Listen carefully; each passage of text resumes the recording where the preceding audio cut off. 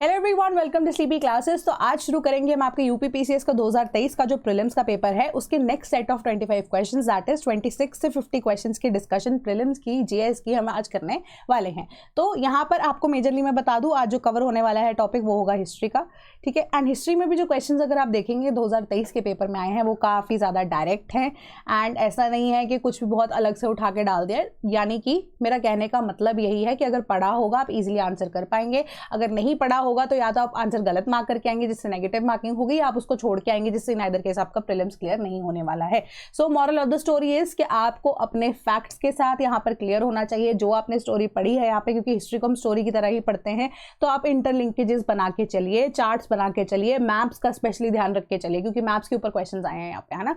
Maps को history वाला portion जब हम बात करते हैं तो जो एनसीईआरटी में मैप्स दिए गए हैं उसके ऊपर भी प्लीज फोकस कीजिएगा। तो 26 क्वेश्चन की तरफ चलते हैं। Which officer was known as Bhagadugha during the Vedic administration? पहले मैसेंजर, सेकंड ऑप्शन क्या है? Chief officer of forest, C is chief officer of gambling, D is revenue collector department. तो यहाँ पे ना आपको पेपर में ना बहुत सारी चीजों में बहुत जेनरिक सी टर्म्स दिख देती हैं। पहली बात तो यहाँ पे आप देखिए वैदिक एडमिनिस्ट्रेशन, वैदिक एडमिनिस्ट्रेशन की बात हो रही है तो यहाँ पे पाली, प्राकृत, द्रविडियन लैंग्वेज, संस्कृत की बात की जा रही है। तो यानी कि आप कह सकते हो संस्कृत हिंदी की तरह ही ऑलमोस्ट, कुछ कुछ वर्ड संस्कृत के लिए गए हैं हिंदी से, ठीक है। तो यहाँ पे भाग वर्ड के ऊपर ध्यान दीजिए। भाग word is generally related to जब आप डिवाइड करते हैं मैथ्स के अंदर, है ना, तो डिवीजन यहाँ पे मैथमेटिक्स वाली बात आ जाती है, ठीक है। मैथ्स का सब्जेक्ट हो सकता है ये। मैथ्स से आप कह सकते हो कि रेवेन्यू या कलेक्टर डिपार्टमेंट इसका करेक्ट आंसर है। इस तरीके से भी आप इसको ले सकते थे। अगर आपको पता था तो वेल एंड गुड, नहीं पता था तो आप इस तरीके से भी चीजों को अटेम्प्ट करने की ट्राई करते हैं, ठीक है।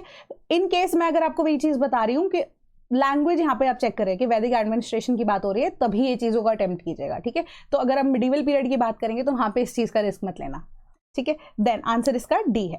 Then match to following direct question था। अगेन आर्कियोलॉजिकल साइट दी गई थी, प्रेजेंट लोकेशन, अगेन मैप वाला क्वेश्चन है जो जैसे मैं आपको बता रही हूँ। तो आर्कियोलॉजिकल साइट के हिसाब से इसका correct answer option number A था, क्योंकि नेवासा जो है कर्नाटका के अंदर, सॉरी नेवासा जो है महाराष्ट्र के अंदर है, ईसामपुर जो है कर्नाटका में, दिदवाना राजस्थान में, गुद्यम केव तमिलनाडु में है। अगेन मैप वाला ये क्वेश्चन आपसे पूछा गया है। नेक्स्ट क्वेश्चन अगेन अगर देखिए तो मैप के ऊपर ही बेस्ड है कि eastern boundary of Harappan culture indicated which of the following, ठीक है, कि हड़प्पन कल्चर का जो ईस्टर्न मोस्ट पॉइंट था वो कौन सी जगह थी? A Harappa, B Rakhigarhi, C Alamgirpur, D Manda. तो इसका करेक्ट आंसर है option number B, that is Rakhigarhi. तो यहाँ पे आप मैप में ध्यान से देखिए कि राखीगढ़ी जो है, अगर मैच्योर फेज की ही ये मैं आपको बता रही हूँ, राखीगढ़ी जो है इसका आप कह सकते हो ईस्टर्न मोस्ट पॉइंट है, ठीक है। तो ये करेक्ट आंसर आपका अगेन मैप से आ सकता था। तो मैप्स को प्लीज ध्यान से देखिए। एनसीईआरटी के जितने भी पॉइंटर्स आते हैं, वो ब्लॉक्स आते हैं छोटे छोटे, डू यू नो वाले या एक्स्ट्रा कुछ एडिशनल इन्फॉर्मेशन वाले होते हैं, इनकेस मैप्स होते हैं उनको एक बार रिवाइज कर लीजिए अगर नहीं किया है। अगर कर लिया है तो दोबारा एक बार नजर जरूर मार लेना, ऐसे सवाल आ जाते हैं। Then with reference to Purana, which one of the following statements is correct? First information about Mauryan dynasty is found in Vishnu Purana. Second statement कह रही है Vayu Purana throws light on the Gupta governance system. तो यहाँ पे अगेन पढ़ा होता तो आंसर कर देते, अगर नहीं पढ़ा होता तो फिर आप इसको छोड़ के आते या गलत मार्क करते। तो वैसे in this case both the statements are correct, option number C is the correct answer. तो अब यहाँ पे एक एडिशनल इन्फॉर्मेशन ये है कि अगर विष्णु पुराण है वो मौर्यन डायनास्टी के साथ है, तो वायु पुराण है वो गुप्ता डायनास्टी के साथ है, तो जो मत्स्य पुराण है, मत्स्य पुराण इज द ओल्डेस्ट पुराण जितना हम मान के चलते हैं, ठीक है। ओल्डेस्ट पुराण रिटर्न वो किससे रिलेट करती है यहाँ पे? आंध्र की सतवाहना डायनास्टी के साथ। देन नेक्स्ट क्वेश्चन की तरफ बढ़ते हैं। Which of the following pairs या school of thought proponent is correctly matched? कि मतलब 3 इनकरेक्ट मैचेस हैं और एक यहाँ पे करेक्टली मैच्ड है, ठीक है। तो इसका करेक्ट आंसर है ऑप्शन नंबर सी, क्योंकि अगर आप स्कूल ऑफ थॉट्स की बात करते हैं और आप हमारे बैच में अगर एनरोल्ड होते हैं तो वहाँ पे हिस्ट्री में डिटेल में ये चीज़ कवर की जाती है। तो इन केस अगर आपने पढ़े भी हैं, क्योंकि जनरल अब जो कॉमन सिलेबस रहता है यूपीएससी के साथ, वहाँ पे ऐसे सवाल पूछे जाते हैं, तो आप मान सकते हैं कि यूपी पीसीएस अगेन यूपीएससी के ही पैटर्न को फॉलो कर रहा है, उसी तरीके से उसी डिफिकल्टी लेवल पे ऑपरेट कर रहा है। तो न्याय स्कूल जो है हमारा वो गौतम मुनि ने यहाँ पर शुरू किया था। तो जो हमारे स्कूल ऑफ थॉट्स हैं अब वो न्याय गौतम मुनि ने किया था। संख्या स्कूल जो बोलते हैं वो कपिल ने। देन योग पतंजलि, बहुत फेमस है ये तो, है ना। देन विशेषिका स्कूल की बात करें तो कन्नड़ा। देन पूर्व मीमांस जैमिनी ने शुरू किया था। वेदांता की बात करते हैं जिसमें बेसिकली हमारे वेदास आ जाते हैं ज़्यादातर। उत्तर मीमांस इसका नाम हम रखते हैं या मानते हैं कि स्कूल जो ऑफ थॉट है वो उत्तर मीमांस भी इसको डिनोट किया जाता है, ठीक है। तो बेसिकली अब आइडियोलॉजीज जो है सभी स्कूल्स की अलग थी। जैसे अगर आप योगा पतंजलि की हम बात करते हैं, है ना, तो उन्होंने बोला था योग के थ्रू आप निर्वाण प्राप्त कर सकते हैं या आप अपनी सोल लेवल पे रीच कर सकते हैं। तो कुछ कुछ स्कूल्स का आइडियोलॉजी था कि कर्मा जो है वो प्ले करता है ज़्यादा रोल यहाँ पे, है ना, या कुछ स्कूल्स बोलते थे कि सोल एग्जिस्ट करती है, कुछ मानते हैं सोल एग्जिस्ट नहीं करती, only karmas exist, so on and so forth. तो ये अलग अलग आइडियोलॉजीज हैं जिनको आपको यहाँ पर याद करना है, पढ़ना है। अगर इस लेवल का सवाल आपको पिछले साल के पेपर में आया है, 2023 के पेपर में आया है, तो इस बार आपको मेहनत और बेटर करनी ही पड़ेगी। Then next question, with reference to Captain Hawkins which of the following statements is correct? First, he came to India in 1611 as an envoy of James I। Second, he was very well versed in Turkish language. तो basically यहाँ पे जो statement है ना, दोनों की दोनों statements correct हैं। करेक्ट तभी तक है जहां तक इस साल को आप कंसिडर नहीं करोगे, ठीक है। तो आप ये चीज़ के आइडियोलॉजी लगा के चलिए। आप जब आप, मैंने बोला ना, हिस्ट्री में अगर आप इंटरलिंकेजेस करके चलते हैं तो आपको ये आइडिया होना चाहिए कि जो हमारे पास इंडिया में ब्रिटिशर्स आए, मुगल्स के टाइम पे आए, तो 1600s में ही आए थे, ठीक है। समवॉट आप नियर पहुंच चुके हैं उस चीज़ के, बट 1600s में कौन से साल में, you have to be particular about it from now onwards, ठीक है, क्योंकि सवाल आपको डेट पे भी या ईयर पे भी आ चुका है, डेट्स पे भी आया। नेक्स्ट क्वेश्चंस जो मैं डिस्कस करूंगी उसमें भी आप देखेंगे।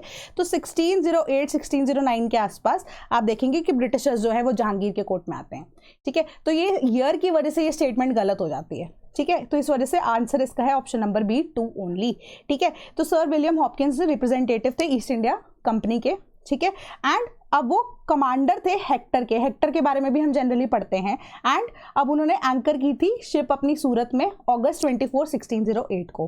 पहली स्टेटमेंट आपकी यहाँ पर इनकरेक्ट क्यों होती है, साल की वजह से, वो आपको पता लग गया। Then second statement, Hawkins was well versed in Turkish language and received a mansab of 400 rupees, ठीक है। उस टाइम पे मनसब्स बोलते थे, मनसबदारी सिस्टम के अकॉर्डिंग लैंड एलोकेट होती थी। एंड टाइटल इनको इंग्लिश खान या फिरंगी खान का भी दिया गया था। तो इस वजह से अब आपको भूलना नहीं है कि अगर हम हेक्टर, विलियम हेक्टर की बात कर रहे हैं यहाँ पे, तो हम यहाँ पर फिरंगी खान की बात कर रहे हैं। तो इस तरीके से आप रिलेट कर सकते हैं। Then who is kharidadar? खरीदादार कौन है? A dispatcher of royal decrees, main custodian of royal palace, then chief officer of pargana and officer who was trained in keeping accounts. खरीदादार, खरीदादार वर्ड कहीं पे भी यहाँ पर नजर नहीं आ रहा। तभी मैंने आपको कहा था मिडीवल पीरियड में वो चीजें मत लेकर चलना। तो पढ़ा था, तो अगेन आंसर करेक्ट होता, ऑप्शन नंबर ए इसका करेक्ट आंसर है, जो कि डिस्पैचर ऑफ रॉयल डिक्रीज है, ठीक है। तो यहाँ पे शिकदर हमारे पास ऑफिसर होते थे, दीवान समान, एंड देन मुशरीफल मामलिक, ठीक है, जिसको हम अकाउंटेंट्स या अकाउंट्स का भी बोल सकते हैं। Then match list, correct answer यहाँ पे आपको बुक और उसका कॉन्टेक्स्ट जो है वो बताना था। देन मीरत सिकंदरी, बुरहान मसीर, रियाजुल सलातिन एंड रियाजुल इंशा। तो ये बहुत डिफिकल्ट क्वेश्चन है, तो ऐसे क्वेश्चन आप ओमिट कर सकते हैं क्योंकि हर एक का आपको आंसर नहीं आता होगा, ठीक है। तो मैं आपको बता देती हूँ इसका करेक्ट आंसर क्या है। ऑप्शन नंबर ए इसका करेक्ट आंसर है, यानी कि A with 4 Mirat Sikandari, victory of Gujarat, then Burhan Masir, B with 2 history of Bahmanis Ahmadnagar, then C with 1 Riyazul Salatin, history of Bengal, and Riyazul Insha की जब हम बात करते हैं, collection of Mahmud Gawan's letters, ठीक है। तो इसका करेक्ट आंसर ये है। तो बुक्स के ऊपर भी क्वेश्चन पूछे गए हैं, हर एक एस्पेक्ट को यहाँ पर पेपर में कवर किया गया था। विच of the following is not correctly match, ठीक है। बहुत बेसिक सा क्वेश्चन था ये, कुछ इतना डिफिकल्टी लेवल नहीं था यहाँ पे। इल्तुतमिश फादर ऑफ रजिया, ये हमें पता होता है, ठीक है, क्योंकि हम रजिया सुल्तान की बात करते हैं तो बहुत ज़्यादा यहाँ पे जब स्लेव डिनास्टी को कंसिडर करते हैं तो रजिया सुल्तान का नाम आता है। इल्तुतमिश की वो बेटी थी, ठीक है। ये हमारा ऑप्शन यहाँ पर निकल जाता है, एलिमिनेट हम कर सकते हैं। देन शाह तुर्कान, नाम तो सुना नहीं है ना, ज़्यादा इतना ज़्यादा फेमस नहीं है। हामिदा बानो बेगम का नाम बहुत ज़्यादा फेमस है, क्यों? क्योंकि अकबर से रिलेटेड है वो। चलो इन एनी केस मान के चल लेते हैं कि ये भी आपने नाम नहीं सुना, तो इसको भी ओमिट नहीं करते हैं। गुलबदन बेगम की बात करते हैं। गुलबदन बेगम जो है वो डॉटर ऑफ बाबर हैं। ये नाम फेमस है क्यों? क्योंकि जब हम बात करते हैं डॉटर ऑफ बाबर, बाबर के बेटे कौन थे? हुमायूं, ठीक है। हुमायूं नामा लिखी किसने थी, या लिखने में आप कह सकते हो कि हेल्प किसने की थी, या बेसिकली रोल जो है हुमायूं नामा लिखने का किसका था? दैट वाज गुलबदन बेगम, ठीक है। तो यहाँ पे ये ऑप्शन भी आप एलिमिनेट कर सकते हैं। तो अब ये 2 बचे। इन केस आपको पता होगा कि हम जब हिस्ट्री पढ़ते हैं या पियर्स की भी ऐड देखी होगी, बाबर का बेटा हुमायूं, हुमायूं का अकबर।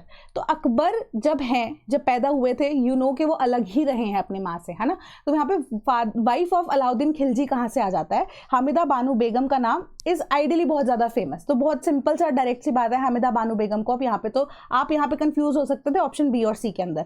तो क्योंकि शाह तुर्कान का नाम आप नहीं सुनते हैं ज़्यादा, पढ़ा है इन डिटेल तो पता होगा, नहीं पता है तो आपको अगेन मैं बोलती हूँ कि वो आंसर उस हिसाब से सॉल्व नहीं हो सकता। तो बी और सी के बीच में आप यहाँ कंफ्यूज हो सकते थे। करेक्ट आंसर इसका सी है। हामिदा बानो बेगम वाइफ ऑफ अलाउद्दीन खिलजी नहीं थी, वो अकबर की माँ थी, ठीक है, या हुमायूं की आप कह सकते हो वाइफ थी। ठीक है, आंसर इसका सी है। Then consider the reign of the following Peshwas and arrange them in chronological order. ठीक है, पेशवाज की यहाँ पे क्रोनोलॉजिकल ऑर्डर आपसे पूछे गए। पहली चीज आपको यहाँ पर क्लियर होगी, एक ऑप्शन आप ओमिट कर सकते थे इससे, बालाजी विश्वनाथ। वो तो सबको पता है कि सबसे पहले पेशवा वही हैं, ठीक है, पहले पेशवा नंबर 1 पे हैं, तो ये ऑप्शन नंबर सी आप इजीली एलिमिनेट कर सकते थे। अब उसके बाद बाजीराव 1 आए, ये चीज भी आपको क्लियर है। एटलीस्ट 2 डिनास्टीज तो आप डायरेक्टली यहाँ पर मान सकते हैं, या 2 जनरेशन, नॉट डिनास्टीज, 2 जनरेशन को आप इजीली यहाँ पे क्लैरिफाई कर सकते हैं, आप नोट डाउन कर सकते हैं कि हाँ ये चीज सही है। ठीक है, 1 और 2 तो एक साथ आएगा ही आएगा, तो उससे आपको ऑप्शन नंबर ए भी यहाँ पे एलिमिनेट हो जाता। ठीक है, तो यहाँ पे आप बी एंड डी के बीच में फंसते अगर, तो करेक्ट आंसर में अगर आपको बता देती हूँ, ऑप्शन नंबर डी इसका करेक्ट आंसर है। ठीक है, कि बालाजी विश्वनाथ ने यहाँ पे पेशवाई को पहले शुरुआत की थी, पहले पेशवा बने, फिर वहाँ से बाजीराव 1 आए, बाजीराव 1 से देन बालाजी बाजीराव आए, रघुनाथ राव आए, शमशेर बहादुर आए। सो ये क्रोनोलॉजिकल ऑर्डर आपका डायरेक्टली यहाँ पे फैमिली ट्री उनका गिवन है, तो अकॉर्डिंगली आप इसको देख लीजिए। मेरी गट फीलिंग यही कहती है कि बाजीराव 2 नाना साहेब के ऊपर में भी इस बार क्वेश्चन आएगा, हो सकता है। ठीक है, आई एम नॉट सेइंग कि पक्का ही पक्का आएगा, but most probably I consider it कि हो सकता है आपसे पूछा जाए। ठीक है, तो बीच में क्योंकि ये थोड़ा सा ईयर का, या आप कह सकते हो कि अगर आपने मराठास की हिस्ट्री पढ़ी है तो अकॉर्डिंगली यहाँ पर फेरबदल होता रहा है, तो हो सकता है उस पर क्वेश्चन आए। Then which among the following ruler of Kashmir abolish jizya and cow slaughter. तो ये भी हम डायरेक्टली हिस्ट्री में पढ़ते हैं, जैनुल अबिदीन। ठीक है, इसका करेक्ट आंसर था ऑप्शन नंबर सी। ठीक है, जिजिया उन्होंने जो है वो ख़त्म किया था, काउ स्लॉटर बंद किया था। अब आर्ट्स लिटरेचर एंड म्यूज़िक जो है उनका इंटरेस्ट इसके अंदर था।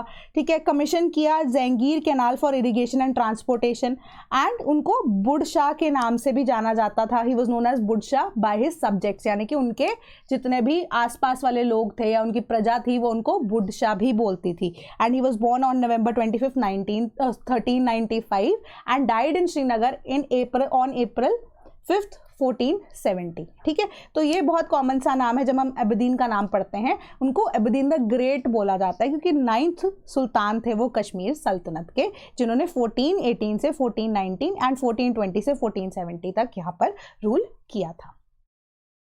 Who among the following translated 300 volumes of Sanskrit books collected by Firoz Shah Tughlaq during the campaign of Nagarkot? तो करेक्ट आंसर इसका क्या है? अजीजुद्दीन खान, तालिब अमूली, मुला अब्दुल बाकी या मिर्जा मोहम्मद अली। तो ये अगेन डायरेक्ट क्वेश्चन था, ऑप्शन नंबर ए इसका करेक्ट आंसर था कि अजीजुद्दीन खान जो है उन्होंने ट्रांसलेट की थी 300 संस्कृत की किताबें, जो कि कहाँ रखी गई थी? ज्वालामुखी टेम्पल, जो कि करंटली अभी हिमाचल में स्थित है, वहाँ पे जो लाइब्रेरी है उसको इस्टेब्लिश किया गया था। उसी लाइब्रेरी में वो संस्कृत की किताबें थी जिनको फर्दर ट्रांसलेट किया गया था। ठीक है, अब वो नगरकोट कैंपेन में ड्यूरिंग दैट पीरियड। ठीक है, एंड वो लाइब्रेरी जो है फिरोज शाह तुगलक की थी, एंड पर्शियन में इसको कन्वर्ट किया गया था, एंड टाइटल क्या रखा गया था? Dalail e Firoz Shahi during the campaign of Nagarkot. Then tappa style of music, again tappa style की बात करते हैं तो ये पंजाब से रिलेट करता है। पंजाब में टप्पे चलते हैं, because I belong to Punjab, तो यहाँ पर पंजाब का जो फेमस स्टाइल ऑफ सिंगिंग है, फोक सिंगिंग है, वो टप्पा स्टाइल ऑफ म्यूजिक है। Was refined and developed in which of the following Mughal emperors court? Akbar, Jahangir, Shahjahan या मोहम्मद शाह? तो अगेन ये एक डायरेक्ट क्वेश्चन था, तो ऑप्शन नंबर डी इसका करेक्ट आंसर है। मोहम्मद शाह के टाइम पे यहाँ पे टप्पा स्टाइल ऑफ म्यूजिक को आप कह सकते हो मुगल एम्परर के कोर्ट में एक नए तरीके से पेश किया गया था। Then which of the following poets या compositions is not correctly match? Again मैं डायरेक्ट क्वेश्चंस की ही यहाँ पे बात कर रही हूँ। करेक्ट आंसर इसका ऑप्शन नंबर सी था। गंगाबाई जो थी वो बेसिकली आयुर्वेदा प्रैक्टिशनर थी। उन्होंने जो किताब लिखी थी वो थी हुनर महासागर 1898 के अंदर, ना कि ये किताब जो गणेश देव लीला के नाम से यहाँ पर बताई गई है। ठीक है, then which of one of the following place of the revolt of 1857 start of rebellion is not correctly matched? Again ये क्वेश्चन जो है आपका डेट्स के ऊपर है, तो करेक्ट आंसर है इसका option number C, that is Lucknow. Lucknow में यहाँ पे मई में ही हमारा जो प्रोसेस है वो शुरू हो गया था। शुरुआत यहाँ पे बैरक में हुई थी, हमें पता है कि जहाँ पे मना कर दिया था कि जो भी राइफल्स हैं वहाँ पे जो क्योंकि बात यही हुई थी ना कि काओ के या आप कह सकते हो पिग के जो मीट से जो हमारे राइफल्स हैं है ना, उसका जो ओपनिंग पॉइंट जिसको आप बोलते हैं वो चीज़ वहाँ पे रखी गई थी, जिस वजह से मना कर दिया गया था। ठीक है, बैरक से शुरू होता है। उसके बाद अगर हम यूपी की बात करते हैं डायरेक्टली, तो Meerut is the first point जहाँ पे यहाँ पे फर्स्ट रिवोल्ट ऑफ फ्रीडम शुरू हुआ है ना, तो फर्स्ट रिवोल्ट बोलते हैं हम जिसको। तो 1857 में यहाँ पे शुरू किया गया मीरठ के अंदर। ठीक है, 10 मई को यहाँ पे शुरुआत हुई। उसके बाद झांसी में यहाँ पे रिवोल्ट होता है। फिर लखनऊ की जब हम बात करते हैं 30 मई को 1857 में ये रिवोल्ट शुरू होता है। तो ये डेट जो है यहाँ पे लखनऊ वाली गलत थी, आंसर था आपका ऑप्शन नंबर सी। देन 1918 में यूनाइटेड प्रोविंसेस किसान सभा फॉर्म की गई थी bye which of the following leaders. तो बेसिकली किसान सभा पेजेंट मूवमेंट के साथ रिलेट करती है यहाँ पे। तो उत्तर प्रदेश वाला जो फैक्टर था, या उत्तर प्रदेश के अंदर अगर हम स्पेसिफिकली देखें तो 3 नाम आते हैं हमारे पास। ठीक है, तो मदन मोहन मालवीय जी का नाम आता है। ठीक है, देन हमारे पास नाम आता है यहाँ पर ऑप्शन नंबर बी जो हमारे करेक्ट आंसर है, नारायण द्विवेदी, मदन मोहन मालवीय, गौरी शंकर मिश्रा, इनका तीनों का नाम आता है जिन्होंने किसान सभा को यहाँ पर उत्तर प्रदेश के अंदर स्पेसिफिकली शुरू किया था। That took place between 1919 and 1922। ठीक है, इन्वॉल्व किया था न्यूमरस एग्रीकल्चरल कास्ट ग्रुप्स को एक साथ मिलकर। Then which among the following organisations was responsible for throwing bomb at viceroy Lord Hardinge in Delhi. Correct answer है इसका ऑप्शन नंबर सी, अनुशीलन समिति। करेक्ट है, ये कोलकाता बेस्ड यहाँ पे आप कह सकते हो रेवोल्यूशनरी ग्रुप था ये। तो ये दिल्ली कॉन्स्पिरेसी केस जो है बहुत ज़्यादा फेमस हुआ था उस टाइम पे भी, आप रिपीटेडली अगेन हिस्ट्री में पढ़ते हैं। एंड अटेम्प्ट था 1920 में कि असैसिनेट किया जाएगा viceroy of India Lord Hardinge को एक लोकल सेल्फ मेड बॉम्ब के थ्रू, जो कि अनुशीलन समिति ने यहाँ पर बनाया था।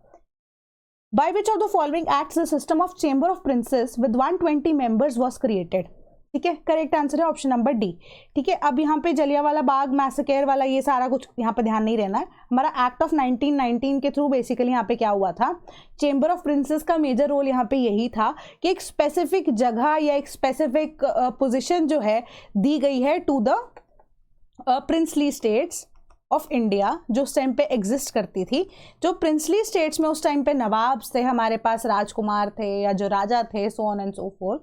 ठीक है, उनको एक स्पेसिफिक जगह दी गई थी कि वो अपने आप को रिप्रेजेंट कर सकें। प्रिंसली स्टेट्स ऑफ इंडिया को यहाँ पर, या प्रिंसली स्टेट जो कि इंडिया के अंदर उस टाइम पे एग्जिस्ट करती थी, जो ब्रिटिश एक्वायर्ड इंडिया है वहाँ पे एग्जिस्ट करती थी, तो उनको एक प्लेटफॉर्म दिया गया कि आप बोलिए आपके क्या पर्सपेक्टिव्स है, आपका क्या मानना है, या एक तरह से उनको रिप्रेजेंटेशन का एक मौका दिया गया by the act of 1919।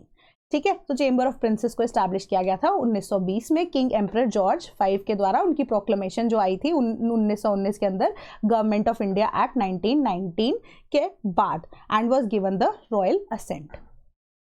Then with reference to E.V. Ramaswamy Naicker, famous name है अगेन क्योंकि एक आइडियोलॉजी है उनकी फेमस, मैं वो भी बताती हूँ।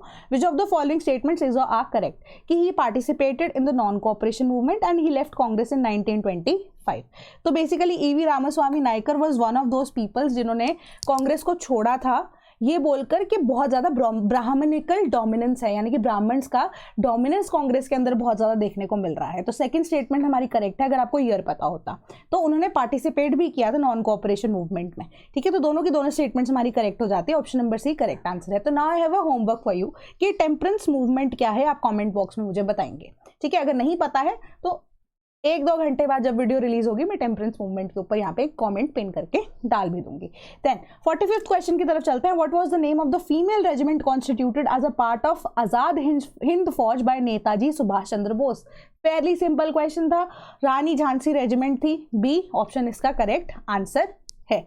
Then who was the leader of rebellion in Bareilly Uttar Pradesh during 1857। Bareilly में किसने किया था यहाँ पर आप कह सकते हो रिबेलियन। ठीक है, अब यहाँ पे बरेली वाला एरिया अब बेसिकली अगर हम कंसिडर करते हैं तो वो रोहिलखंड के अंदर आता है। तो उसका रोहिलखंड का डायरेक्ट कनेक्शन यहाँ पे खान बहादुर खान के साथ है, क्योंकि उनके दादाजी जो है वो नवाब ऑफ रोहिलखंड रह चुके थे and he wanted to take back that place, है ना। तो इस वजह से खान बहादुर खान, रोहिला इनका पूरा नाम था, was the grand son of Hafeez रहमत खान जो कि नवाब थे रोहिलखंड के उत्तर प्रदेश के। एंड इस वजह से वो अब उन्होंने क्या किया, उन्होंने फॉर्म की थी अपनी खुद की गवर्नमेंट बरेली के अंदर in 1857 Indian revolt against the company rule. And he was in order to do that he was successful also for some point of time, या आप कह सकते हो थोड़े टाइम के लिए ही।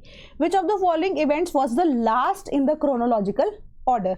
Home rule movement, Khilafat movement, Jallianwala Bagh massacre and Moplah revolt. तो Moplah revolt अभी बहुत ज़्यादा कम सुनी हुई चीज़ यहाँ पर नज़र आती है, बट जब बात आती है यहाँ पे डेट्स की, ईयर्स की, आपको अगेन थोड़ा होना पड़ेगा यहाँ पर। होम रूल मूवमेंट 1916 से लेकर 1918 तक हुआ, आप इजीली लिख सकते हो, बट यहाँ पे खिलाफत मूवमेंट या जलियांवाला बाग की जब बात करते हैं आपको मंथ का भी पता होना चाहिए, ठीक है। Jallianwala Bagh massacre generally people know कि यहाँ पे बैसाखी वाले दिन 13 अप्रैल के आसपास हुआ था, तो यहाँ पे आप उस चीज़ को भी रोल आउट कर सकते थे। खिलाफत मूवमेंट जून 19 से लेकर 2022 तक चला।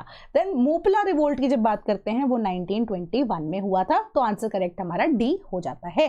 Then who among the following women freedom fighter was not associated with quit India movement. तो यहाँ पे नाम भी आपसे पूछे जा रहे हैं, तो अगेन इसका करेक्ट आंसर है option number D, that is Shanti Ghosh. तो शांति घोष बेसिकली इन्वॉल्व किसके लिए थी, यहाँ पे इंग्लिश ब्यूरोक्रेट के मर्डर के लिए उनको जेल भेजा गया था, उनको बैनिशमेंट दी गई थी, लाइफ लॉन्ग बैनिशमेंट दी गई थी, and she was not a part of quit India movement.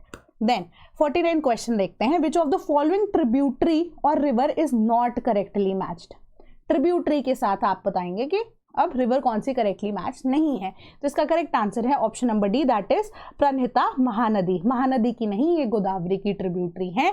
यहाँ पे आपको प्रणहिता भी दिख जाएगी, main tributary, major tributary of Godavari, तो अब वो प्रणहिता ही मानी जाती है। तो मैप में भी आपको डायरेक्टली ये चीज दिख गई है। Pranhita river is the largest tributary of Godavari river, covering about 34% of its drainage basin, conveying combined waters of the Pengana river, Vardha river and Venganga river. Then उसके बाद 50th question, last question for the day, which of the following place is the confluence of river Alaknanda and Bhagirathi. बहुत simple question था ये, तो अगर आप ये भी गलत करके आए मतलब आप कुछ भी नहीं पढ़ रहे हैं, ऑप्शन नंबर डी देवप्रयाग इसका करेक्ट आंसर है। देन देवप्रयाग हमारा है कहाँ पे, यहाँ पे भागीरथी एंड यहाँ पे देवप्रयाग। तो बेसिकली हमारी जब हम प्रायवाची पढ़ते थे ना, गंगा के अलकनंदा, भागीरथी, मंदाकिनी, ये सारी की सारी रिवर्स ही हैं। ओरिजिनल नाम अलकनंदा, ठीक है, आती है, अलकनंदा बन जाती है, मंदाकिनी बन जाती है, मिल जाती हैं आपस में, फाइनली जाके गंगा बनती है, ठीक है। देन अगेन आप कह सकते हो अलकनंदा आ रही है, अलकनंदा मिल रही है नंदाकिनी के साथ, देन मंदाकिनी के साथ, देन पिंदर गंगा के साथ, देन आप कह सकते हो भागीरथी के साथ, फिर फाइनली जाके वो गंगा बनती है। गंगा के बाद यमुनोत्री से यमुना आती हुई जब मिल जाती है तो वो मेजर ट्रिब्यूटरी बन जाती है गंगा की। तो इसी तरीके से आपको चीज़ों को याद रखना है, ये तो बिल्कुल कॉमन सेंस वाली बात है। इंस्टाग्राम पे रील्स तो स्क्रॉल करते होगे तो आपको प्रयाग के बारे में तो डेफिनेटली पता ही लग गया होगा, अगर नहीं पता था तो यू शुड बकल अप, कि ऑलरेडी अब बहुत लेट हो चुके हो, मुझे तो ऐसा लगता है ऑनेस्टली, बट ऐसा नहीं है कि आपका पेपर में आप बोलूँगी कि क्लियर नहीं होगा, बिल्कुल क्लियर हो सकता है। अभी भी आप अपनी रिविजन को कंटिन्यूसली कैरी ऑन करें, इस टाइम पर डिस्ट्रैक्शंस ना रखें। So that was all for today, thank you so much.